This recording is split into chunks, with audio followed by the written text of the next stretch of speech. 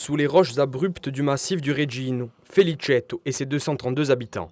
Un petit village à 30 minutes de la côte balanine. Sa population a quasiment doublé en 30 ans, une exception pour l'intérieur de la Corse. Son petit secret, ses habitants justement, comme la famille Bertrand.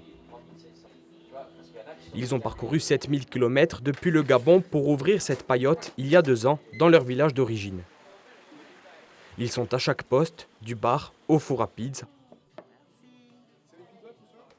Fin de service, ils préparent déjà la prochaine soirée. Alors le menu, ça sera le veau à la broche, qui se tiendra, on va y réfléchir encore ici, avec qui sera fait par le boucher du village, tu le sais, par Christian. Ouais. Avec leur commerce, ils font aussi travailler le reste du village. Une fierté pour Anne-Marie qui a retrouvé le clocher de son enfance. Créer une affaire sur Felicetto, oui, ça fait que c'est une touche un petit peu personnelle. On est quand même quelques jeunes à être revenus, de notre génération, à être revenus sur Felicetto. Donc c'est vrai que, et puis des jeunes avec de l'ambition, avec l'envie de faire quelque chose pour le village, oui.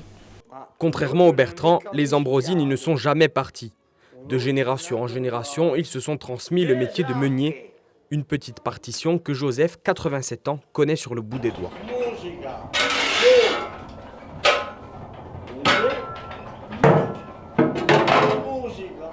En 1975, Joseph a fait de son moulin familial un restaurant folklorique. Il aimait faire voler les assiettes. Aujourd'hui, c'est son neveu qui se contente de les servir à table. On vit totalement bien avec les touristes, mais les locaux nous font vivre toute l'année. Nous sommes ouverts même l'hiver, donc les touristes ne sont plus là. Mais les locaux jouent très bien le jeu, du coup on peut très bien vivre avec eux. Pour lui, l'essentiel est là. Quitte à gagner moins d'argent en hiver, il restera au service des habitants. Comme Camelo, Jean-Thomas a ce même désir viscéral. Je me projette de reprendre le restaurant avec ma petite cousine parce que c'est une affaire de famille et mes cousins. Et ouais, pour faire vivre le village. Dans la micro-région du Regino, plusieurs villages connaissent le même dynamisme, grâce notamment à l'attachement de leurs habitants pour leur terre.